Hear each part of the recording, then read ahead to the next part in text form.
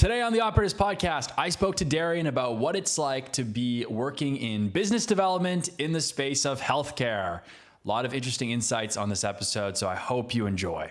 Okay, so I wanted to get started with your journey to where you got to today. How did Darian get to Healthcare Business Associates?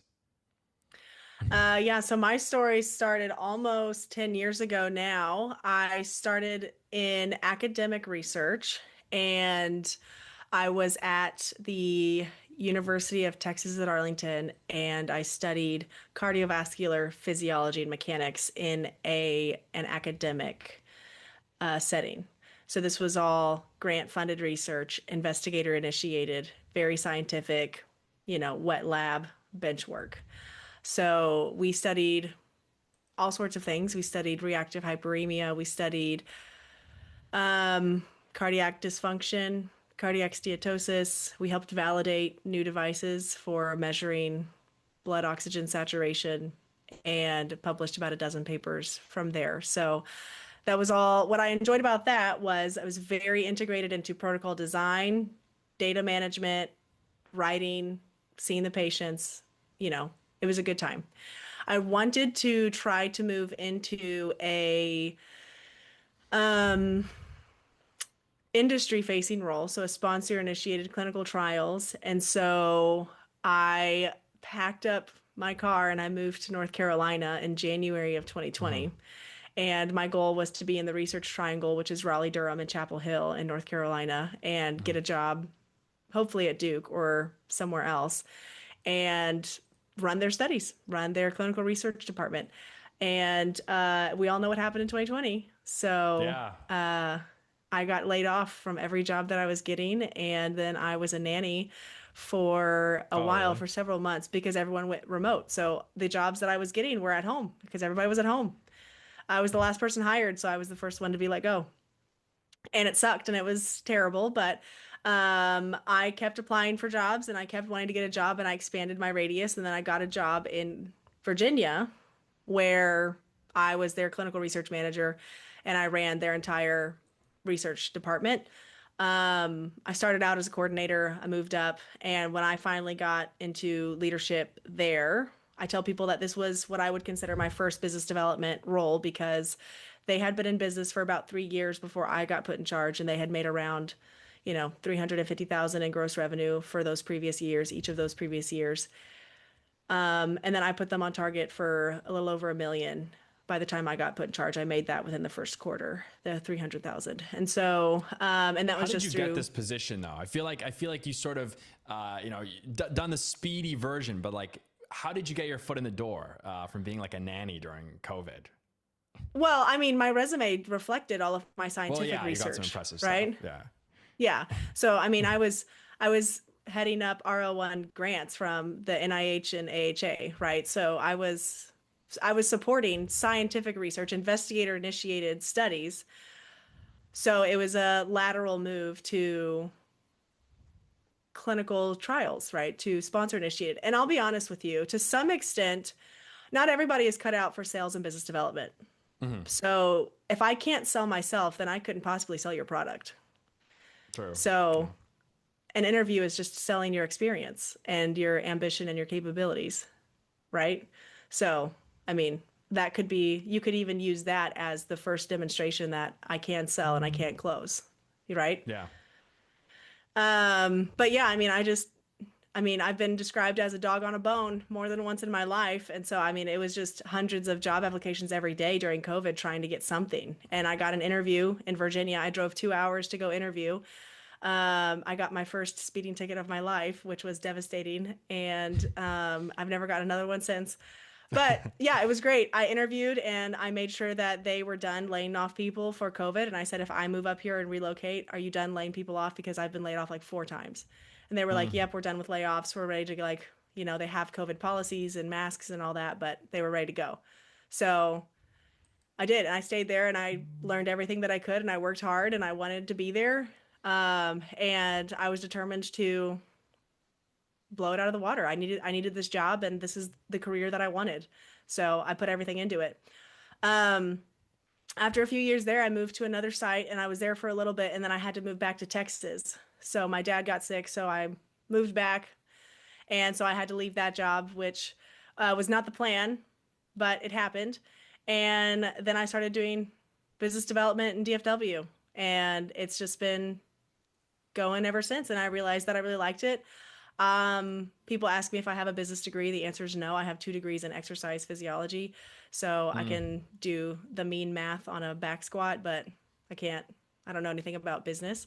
But my dad was a serial entrepreneur and he always took me with him to work. And I was raised by a single dad. So I tell people that I learned a lot from him. And that's probably where I got my finesse and interest in business in the first place, was probably from watching him. So Does that ever come up, your education, or no? I feel like that, I always hate when people ask about your education.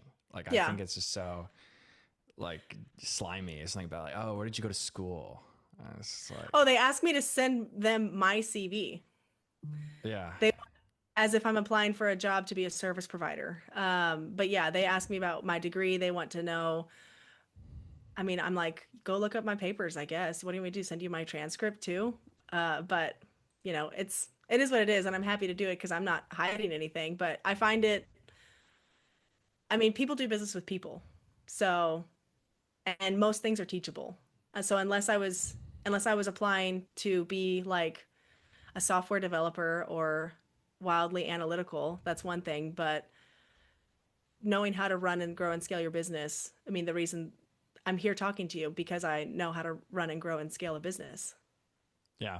So I got the LinkedIn open. I'm cheating a little bit. So there's a lot of business development stuff that happens for a bunch of different companies. I don't want to get too much into it. At one point, you're even CEO. You got the nice title. But then in 2024, you become director of operations at Healthcare Business Associates. And that's kind of what I want to talk about. The pivot from that life to the Healthcare Business Associates life. Great question. So, yeah, that's the pivot. I don't know exactly how to. The paradigm shift. What paradigm shift though? Because business development is business development. That's why I tell people that even the clinical research manager job was business development, right? I just decided to do it at a larger scale. So, um, when I moved back to Texas because my dad got sick, that was not a voluntary decision. So I had to get a job. So I got a job doing business development in Texas because I needed to make money so I could move back. So it wasn't even necessarily on purpose or that I had this dream to do business development. When I fell into the job, I had 2 job offers, and one was to continue managing a site, and the other was to go into business development. And I'm thrilled now that I had decided to go into business development because I realized how much I love doing it. I love working at a site, don't get me wrong, but business development feels much more within my niche wheelhouse and expertise. So it was really there's not a super like sexy extravagant answer. It happened because I had to work. And it yeah, and it was I took the job. Yeah. And then that move to Healthcare Business Associates was sort of just you accepting that you wanted to do it on a grander scale, basically, like all in. Yeah. Yeah.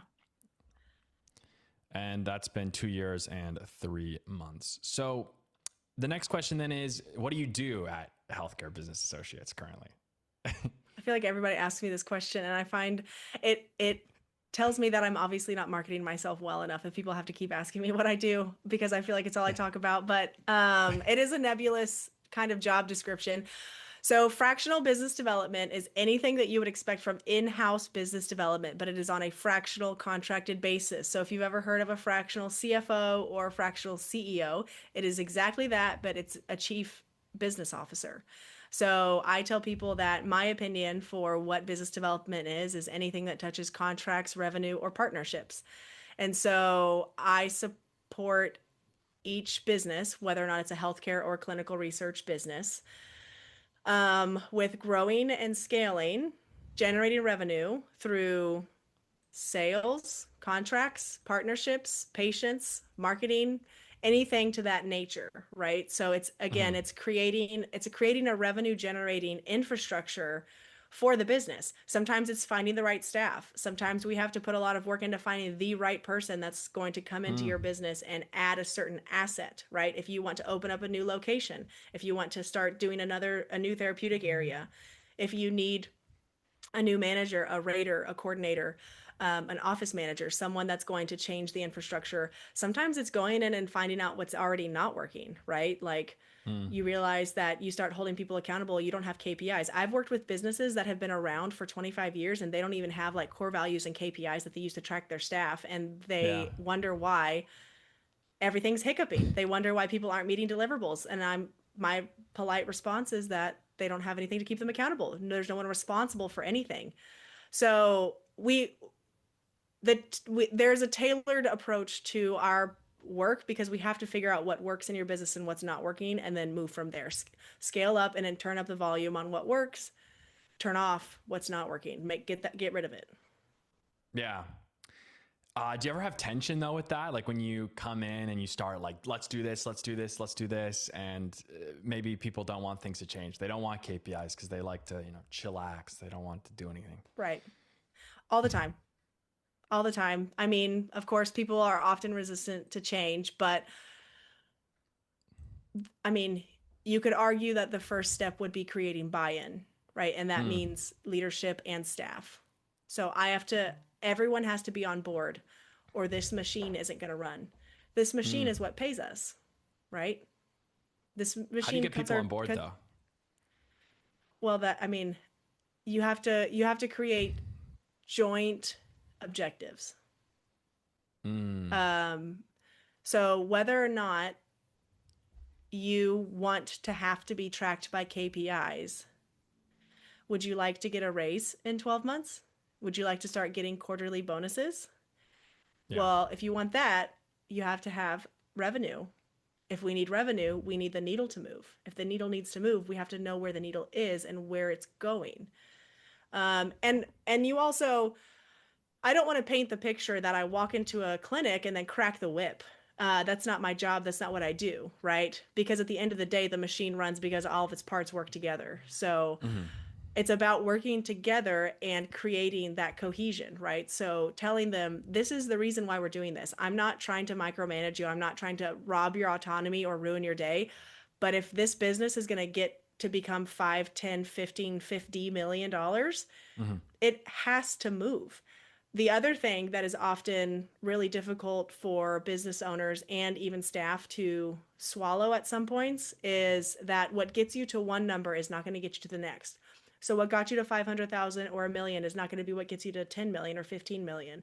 So just because you were able to interface with your job in a certain way or interface with your staff in a certain way previously, when you're scaling, the system has to change.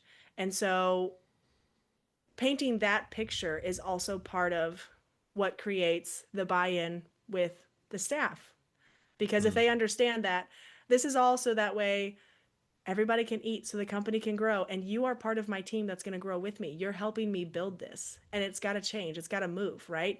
If I want to get a six-pack, I have to start doing sit-ups. That has to change. My hot girl walks on the treadmill aren't going to cut it.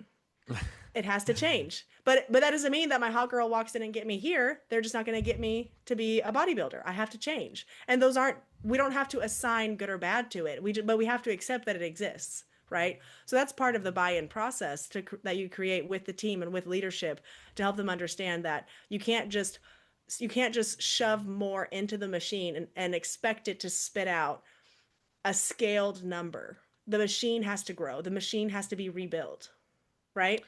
I definitely know what you're talking about. Like, I think there's like an energy that a corporation can have. And when you have that energy, it helps you get to the next level. Like I've worked for companies where everyone there is they just feel like they're a number. They could be getting paid great, but if they don't feel like they're appreciated, it psychologically affects them.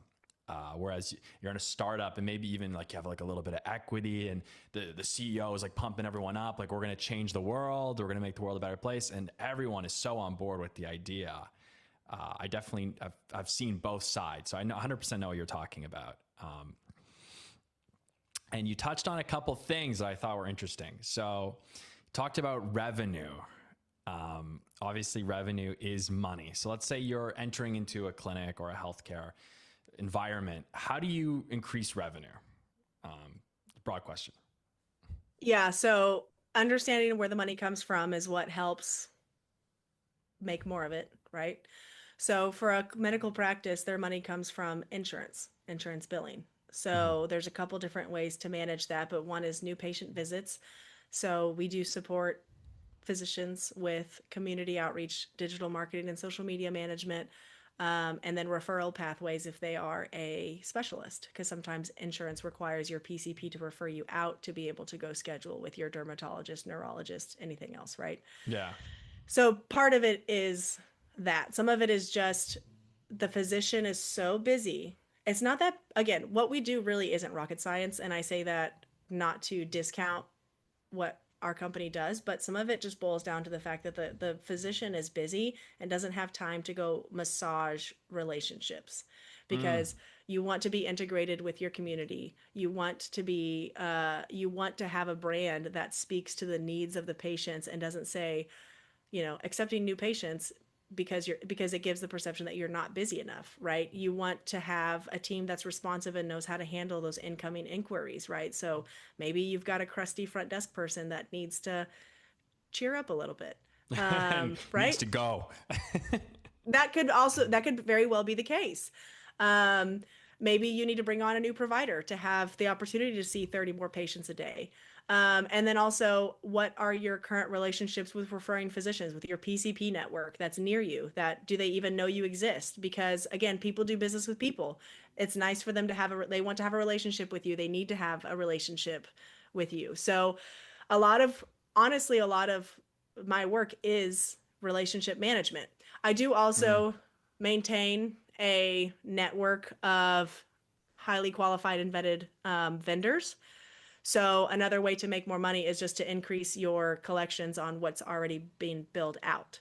So Yeah. I have vendors that I work with. So if your AR is, outstanding 10% or higher, I mean, I work with plenty of companies that can get your AR down. And that's another way to increase revenue. But it's like we have to go in and do an autopsy to kind of see what's wrong with it to start. We have to diagnose the problem to get going. So that's kind of the short and sweet of that.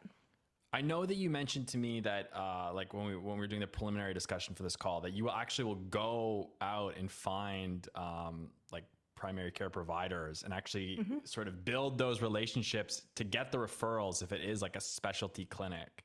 How do you do that? You just like show up, you LinkedIn, like what's the Oh yeah. strategy? Well, my strategy is to do whatever works, right? And I tell people that. Yeah. So, convenience is nice, but it's not required. Sending Hmm. an email, phone call, text is great, right? To get in front of that person. But truth be told, I will show up. Wow. And, I'll bring lunch, I'll bring cupcakes, I'll bring cookies, and I'll say, hey, I would love 5 minutes of the doctor's time real quick. And just have a chat, right? Or try to set up dinner between the doctors, right? That's Mm. always good for relationship building. Can Dr. Ben, Dr. Ben's a neurologist that's 5 miles from your clinic. He's looking to connect with physicians. He would like to go out to dinner with you and your practice manager, you and your wife, you and your Mm. husband, whatever it might be, and just get drinks. And then I go back to Dr. Ben and I say, hey, Dr. Smith is available in 2 Fridays. You better buy dinner, right? Yeah. He's available. Y'all can go here, be nice, be on your best behavior, take a shower, brush your teeth, split your eyebrows, have a good time. Yeah. That's the That's idea, really interesting. right? I This is have stuff to that no one thinks coach the, about though. Like I feel like no well, one does this. I mean, it's not, well, here's what I would say. It's not convenient. Nah. I, I essentially manage business speed dating, Yeah. Yeah. That's right? interesting insight. Yeah. So, because you have to talk, you have to be somewhat likable. Um, you need to be competent. That's also vital, right? Like, unfortunately, we don't live in a world where you can just be a moron and then everyone think that flies. So, but Yeah. Yeah. Sure. there is finesse to it. There's a reason why, there's a reason why sending out letters and cards, having community events, saying thank you for being here. Why do we always say please and thank you? Because it's polite and it builds relationships, right? So, Mm. And you should be grateful and you should be polite because everybody's living their own life and most of the world isn't about you. So, Yeah. but if you can just go and have a quick 5 minute conversation, that's usually all it takes. And also, you're right, nobody else is doing that. So it will make you stand out. A key feature of sales is all you have to do is make sure that they want to see you one more time. You don't Yeah. have to close. You don't have to get them to sign a 20-year term, right? It's how do I get you to want to see me one more time for the next 5 years, right? For the Yeah. next 10 years. And so it's creating enough. And to be honest, creating that dynamic is often done through being memorable. That's what I was So, just going to say that. Yeah. Like yeah, imagine just like a really boring sales call. Like it just right. spice it up a little bit. Maybe say something a little bit not crazy, but like a little silly or a little off script or Yeah. You put some should effort you into should it. Yeah. share a personal story. Yeah. If someone's wearing something, if someone says something, if y'all grew up in the same town, share a personal story. Kind of like, share yourself with them and they'll be more likely to share back. And I'm not saying to lie or fabricate authenticity, but like you want to give people a reason to like you. You want to give people a reason to want to talk to you. I travel to conferences often and I Hmm. do a lot of cold sales and cold meetings.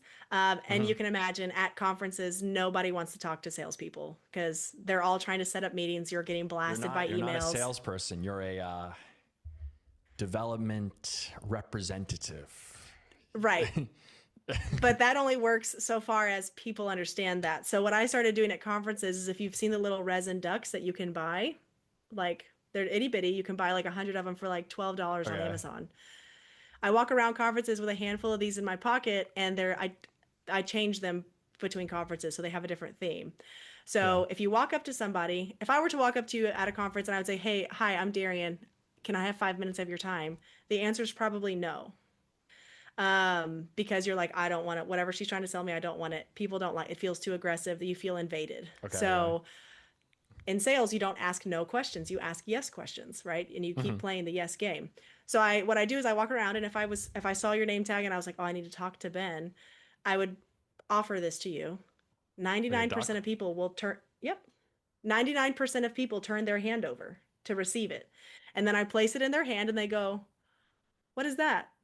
And I say, "Don't duck up your biz dev." And they go, "Oh, that's cute. What do you do?" They've now invited me to pitch. So now I get 30 seconds to tell them why they should choose my product and they won't forget the duck. If they forget everybody else, they're going to have a bag full of business cards. They will only have one duck in their pocket by the end of the conference. Yeah, it's true. It's like a business card. Yeah. Fair point. That's interesting. This is stuff I've never heard before. It's very fresh stuff. Yeah, and then okay, this is in my notes. So you talked about this before when we had the preliminary discussion. There's like outbound outreach, and there's active and passive. So this is like active outreach, like you're giving out ducks on the showroom Yes. floor. But what about passive then? Yeah.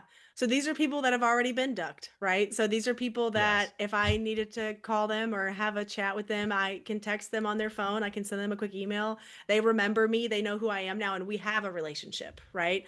So this would be as simple as, you might be getting dozens of LinkedIn messages every single day, and you might only respond to some of them. But if you see Darian Trojacek sent you a message, you're going to go, "Oh, I know her," right? Yeah. Yeah, I'll respond to that message. I have time for that. I know that person. I'm endeared to that person because we have some type of rapport or relationship built, right? So Hmm. that's what I would consider the passive pipeline. The passive pipeline are people that you kind of, this Rolodex that you can sit on of people where you can call and say, "Hey, I have an opportunity for you," right? "I would love Hmm. to set you up on a conversation with this person. I think you two have a lot to talk about. What can I do to support this potential partnership?" And so that's why I say, if you're going to ever be in business, you should always be networking, even if you don't think that that person provides any value to you, because that's a very selfish way to see how you can provide value to them. Because they might Hmm. even call you, they might quit that job and go move somewhere else and realize that they can bring you $5 million in revenue somehow. Like if you're always seeking to add value, you will absolutely find that the value comes right back. Yeah, I 100% definitely agree with everything you said. So, okay, next question is, let's say someone goes and says, Darian's a broker. She's a consultant. What would be your response to that? Her response would be, "Why are you breaking my heart like that? Why are you hurting my feelings? Did I upset you? How can I fix this?" Great question. I have people refer to me as a broker and a consultant often, and it is upsetting, but it is okay. I will survive. I don't like that because a broker is focused on the transaction. So a Mm, broker, your real estate agent is a broker, right? How much did you hear from your real estate agent after you closed on the house? Probably not very much, zero. but you might have heard Done. from them every day up until that Yeah. point, right? So that's kind of the difference between fractional business development and brokering. Brokering is like I'm going to make an introduction or I'm going to oversee a deal and then I just collect, right? So but Mm, fractional business development is all about infrastructure and scaling, right? I want to create repeatable business. I want to create scalable relationships. I want you to not only be able to buy one house, but I want to introduce you to someone who's going to sell you the house, interior design the house, increase its value, and then help you exit at, 20% higher on the house in 5 years. That's what I want to do. So that's why I don't love the broker term because yes, I do support the execution of transactions, which is what a broker does, but it's more on a holistic approach. Consultants, I also have nothing against consultants. I love consultants, and I'm always happy to share my opinion. I am well known for giving unsolicited opinions, so perhaps I am a I don't know, unlabeled consultant in some fashion, but um, consultants, I don't know how much the consultants will provide the operations or the infrastructure. They might just tell you how to move forward instead of moving you forward, right? So telling you, well, mm, you should make sure you need to find this product, you need to find this vendor, you need to do these things. Again, we integrate into your business and provide that service, right? So we will do the outreach, the discussions, we will help plan the community event. I will show up to help broker that relationship with physicians for referrals, right? So that's the difference. Whereas a consultant might tell you, you need to find like a regional MSL or something like that, or mhm. a sales associate or something, or a rep. And that's kind of where, again, I want I'm invested in the growth and scaling of clients. So I can't do that if I just bark orders. I have to be there, I have to be involved, and I want to be a part of seeing it do what it needs to do. Yeah.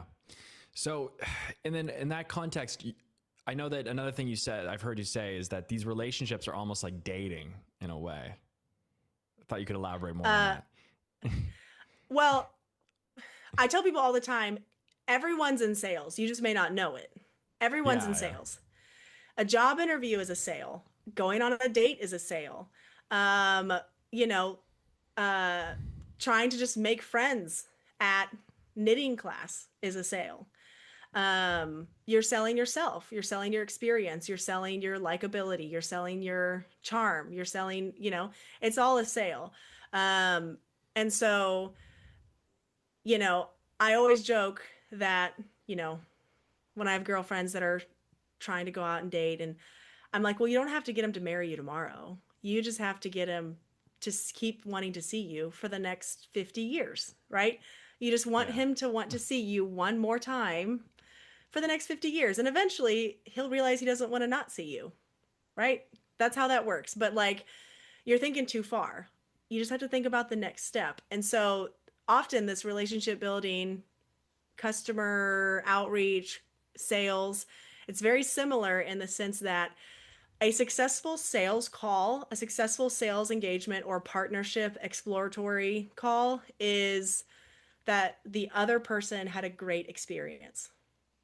Mm, It doesn't even mean that they signed your contract. So, because if the other person has a great experience and they liked you, essentially, um, they will be back. They might choose another firm or another vendor that maybe better fits their budget or their needs or their preferences. But if you give them the great experience, then you've closed, in my opinion. Then you've closed. because they'll want, or maybe even if they never come back and sign a contract, they'll say, "Hey, I actually met this girl who does this, and she was really great. Go chat with her." I've had clinical research sites sell me and my services that aren't even my clients Mm. because in the conversation, I gave them a good experience and I was able to create that much trust and authenticity for them to say, "Hey, I didn't actually need her services, but if you do, you should call her. It was a great experience," right? And it's been great. And I'm happy that I'm fortunate and grateful that that is the case. But I mean, that's the key to sales. They need to have a great experience. That's the key to dating. They need to have a great experience. It's the key to, expanding your own network or even just networking and meeting people. It's about the experience for the other person. It doesn't have to mean that we're going to now do business or get married for the next 50 years, right? That doesn't have to be the end result. And I think people who focus on that are often not thinking big picture, which is the difference between brokering and consulting and fractional business development. Yeah. Yeah, no, this is a lot of stuff that I've applied, but I've never thought about it in depth. I've sort of done it more passively. And now you're saying it, I'm sort of thinking about just all of my sales experience. I had a really funny sales call a couple days ago where the guy was in the room when Ronald Reagan like got shot, and we spent like all this time talking about Ronald Reagan getting shot, and then it was like, oh, anyway, yeah, here's the contract. Oh yeah, and he signed it. It was just such an interesting call, but it's like, who really wants to talk about the product and the go live? Let's talk about Ronald Reagan getting shot in the Yeah, 80s. That's more interesting. 100%. There's been plenty of times that I've just been shooting a breeze with a prospective client, and then at the last 5 minutes when they're like, "Oh my gosh, I have to go," I say, "Oh, by the way, here's my card. Here's our services. I'll just send you a contract." And they're like, "Yeah." And Yeah. then we move on and that's it, right? I don't have to spend the time convincing them that my product is or does what I say it does. I mean, they just, people do business with people. That's always going to be the case. So yeah, I'll work that into the next conference I go to. I'll chat about Ronald Reagan and getting shot and then see how many I close and I'll get back to you on that for Yeah. sure. It's going to be a really big Yeah. closer. So then, but you know what? In all seriousness, though, I always did find it was a good icebreaker. It's something that you have to use appropriately, but there, like COVID or September 11, all these big events, everyone kind of remembers where they were or what happened at this time. So you can always be like, what were you doing during COVID? It's always it Yeah. gets a conversation going, I find. Yeah, I mean, you again, and it's something to bond over because then you can tell them where you were, right? And Yeah. then they might say something about their great aunt, and you're like, "That's crazy. My great aunt is actually so and so," right? I mean, it's again, it's all part of that. You're selling charm and the experience because there's been this inviting environment that you've created. Yeah. So we've talked about all your clinic stuff. Now, what about in the startup space? Do you dabble in that as well? I do dabble in startup. A I'm often a economic and experienced option for a lot of startups. So I do work with a good handful of startups in healthcare and clinical research who are looking to grow and scale their businesses. They can't afford full-time in-house business development, but obviously you need business development to pay business development so you can afford business development so you can make more money, right? It's kind of this cycle that Yeah. chronically exists. So that's where the fractional model can be a really nice pivoting point for startups is you can still have access. You don't have to compromise on experience. You can still have access to highly qualified individuals, but it doesn't have to be a financial burden on your practice. So startups are what I find to be very fun because there's white space and you Mm. get to kind of paint the picture. You tell me the vision. My job is to make it happen or reset the vision if what you want is unrealistic or unachievable. But some people also aren't a huge fan of white space or don't know how to interface with the white space or don't even know what products or vendors are even Mm. available to get there, right? So I find that to be really fun. I feel like I'm the only person in my 20s that loves like puzzles. And I'm talking like the ones of like kittens and yarn balls. To just like do at the kitchen table for a while. So I love puzzles and I feel like that is business development is what do I need to move and shift where so the picture can get completed, right? the vision. Yeah. And at BitLab, our software development studio, we're always working on projects, and we always know it's a red flag when someone gets funding and the first thing they do is like hire a bunch of managers. Like these guys are not going to bring in the bacon, and it's usually downhill from there. Bureaucracy comes in and the startup just fizzles out slowly. Yeah. So if you were to get hired by a startup, how would you, like, I know it's every startup's different, but like what would be the playbook to bring in those clients and start getting things rolling? Yeah. So, I mean, step one is an autopsy. I always tell people that step one is we got to see what you're doing. And sometimes the answer is nothing, and that's okay, but I need to know that. Obviously do more of what works and do less of what doesn't work. And if nothing exists, then part of it is, okay, you need to tell me your 5-year plan, your 5-year plan, your 10-year plan, whatever that is. Mm-hmm. And then I can backtrack from there. What should be your next 6 months? What should be your next 12 months? What does that look like? What do you need? I need to know, and this is probably the hardest information to get out of people, but I need to know what kind of revenue you're currently generating. I need to know what I'm working with. And sometimes that's a good number, and sometimes it's a number where we have to get scrappy. And getting scrappy isn't a problem, but again, I'm not going to build you a model to success that is outside of your capabilities, or you have to go take out some loan or seek funding, right? That doesn't work. That's not going to work, because then you just have to, then you're running from debt, right? So, so then I build, like, what is your ideal client? Like, paint me this unicorn, right? Who is this person? And then whether or not that person is readily achievable is another question, because maybe your ideal client is, a $50 million hospital system, or $100 million, I don't know, e-reg platform company, some type of software, whatever. And it's like, okay, well, you made $10,000 in the last 6 months. So while I agree with you that that would be a great client to close, you're not ready for that kind of client. So maybe we should start with smaller, maybe $1 to $5 million clients, right? We need to make sure that your machine is going to run before going for the big dogs, who are going to be more valuable and important contracts that you don't want to lose. Because I guarantee you, if there's any holes in your bucket, when you get a large glass of water, it will show, right? You want to be able to address stuff, especially if you haven't had a client yet, especially if you're like really new startup. You need to have that space to be able to have mistakes, because there will be. That is a guarantee. There will be mistakes. There will be fires. There will be stuff that you have to troubleshoot. And I don't want to burn, you don't want to burn your $50 million bridge, right? You don't want to burn any bridges, don't get me wrong, but you need to make sure that this thing is airtight by the time we get to that point. So I would probably titrate them up to that point. Yeah. So, okay. So then I know that you're not necessarily a fan of clinic administration. I don't know, like, well, that sounds aggressive. I don't know. Like, I'll let you frame it how you want to frame it. I don't want to frame it for you, but the practice managers are the gatekeepers for a clinic. Sometimes they are the decision maker, but often the doctor or physician is the decision maker. So the practice manager's unspoken job is to protect the physician's time and schedule so patients can be seen, right? Yeah. So if I call a practice manager and say, can I have 15 minutes with the doctor? The answer is probably no. And what have we learned about sales? We don't ask no questions. We have to ask yes questions. Mm-hmm. So it's not that I dislike administration. They are doing their job. They're doing what they were hired to do. They're doing what they need to do, but it can be hard. I often hear healthcare service providers talk about the difficulty of getting past the gatekeeper, which is that practice manager. I know how to get past the gatekeeper. I can share you the forbidden knowledge if you want.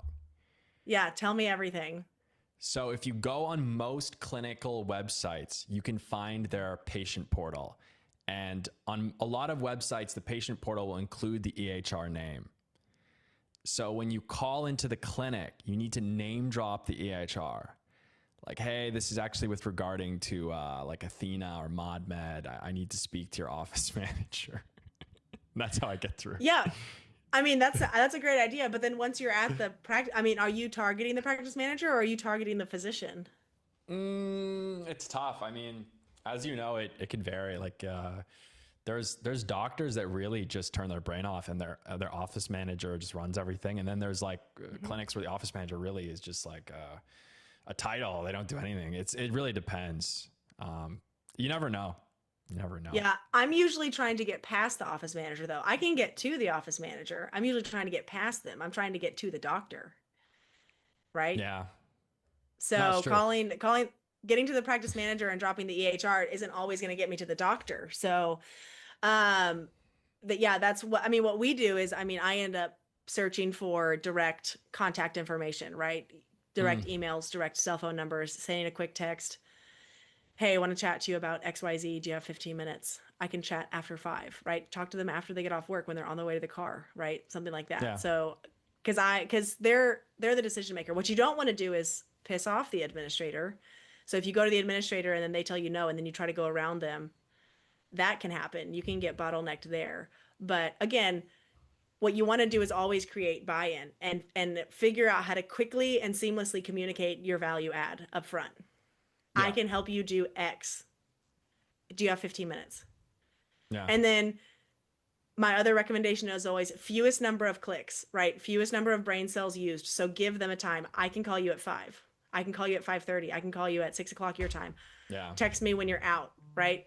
And you make it as simple as possible, as streamlined as possible Yeah. for them to just say yes. You want all yeses. That's what you want. And then eventually you get a big yes. Tentative calendar invite for 5 p.m. Let me know if you can make it. Yeah. Done. Yeah. Got it. Yeah. Okay.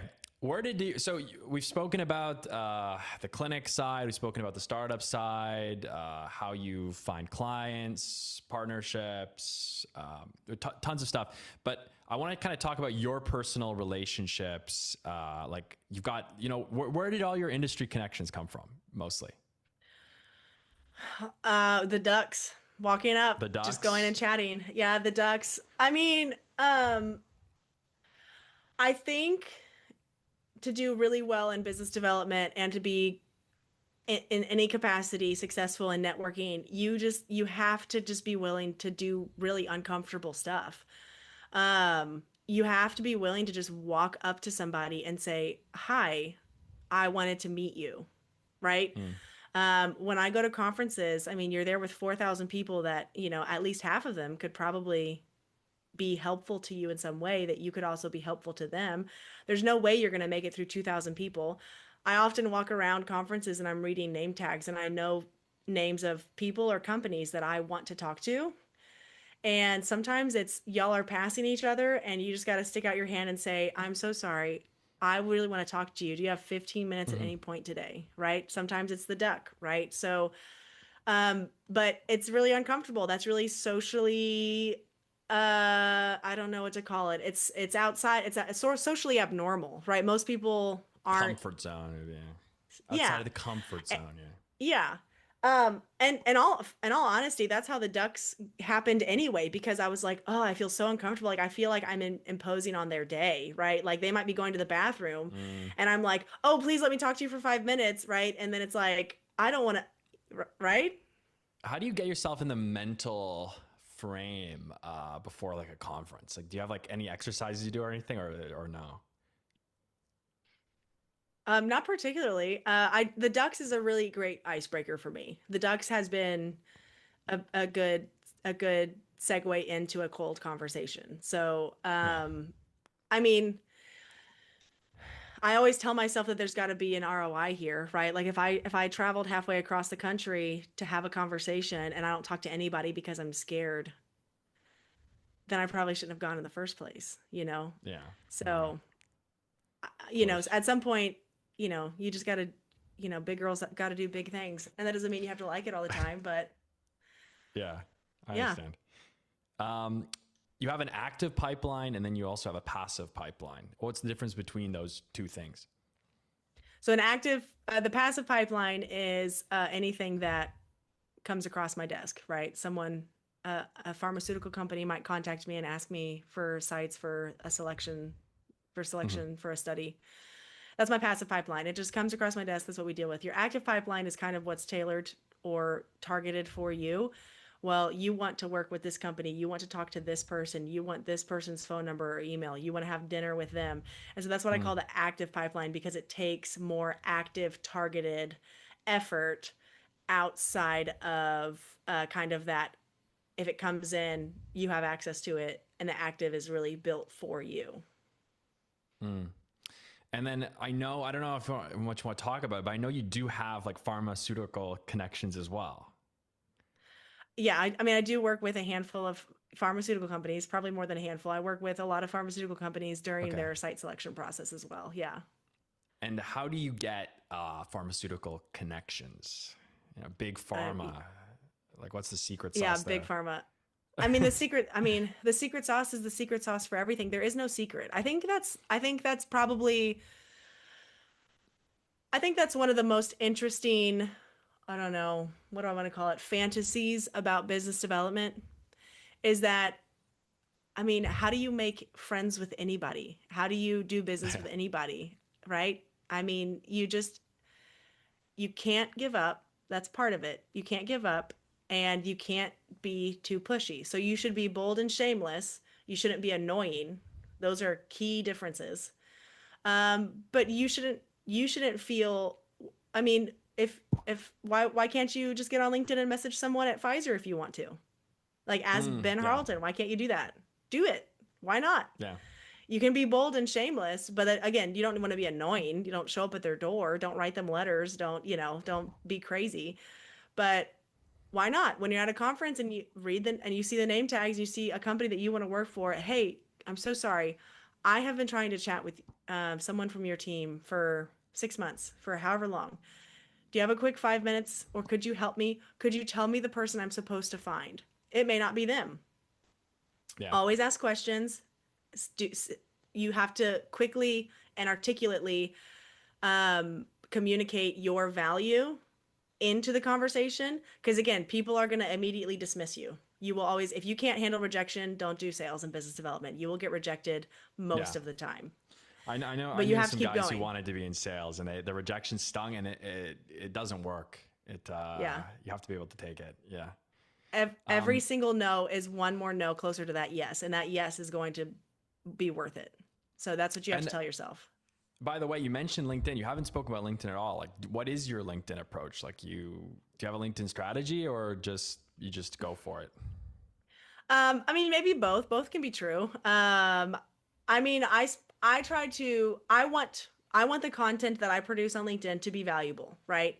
Hmm. So I have a newsletter. I try to make posts that are specific towards sales or pipeline or outreach or branding. I try to be helpful. I try to be relevant and I try to assert my experience as a thought leader.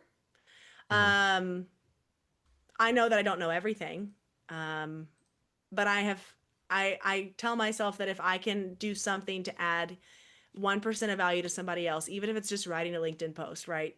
Then that's great. I mean, think about it. We're all going to die one day, right? So why would I not try to be as helpful as possible? Why would I not try to create as much connection or innovation or forward thinking as possible while I can?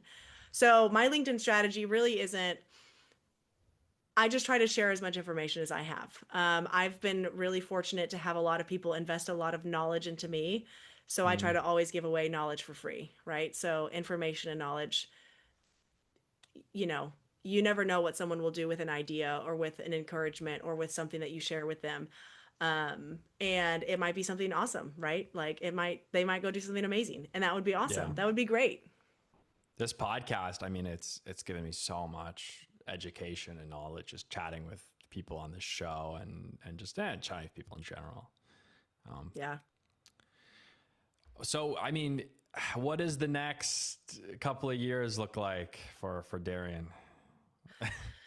I mean, the next couple of years is going to be, you know, being the premier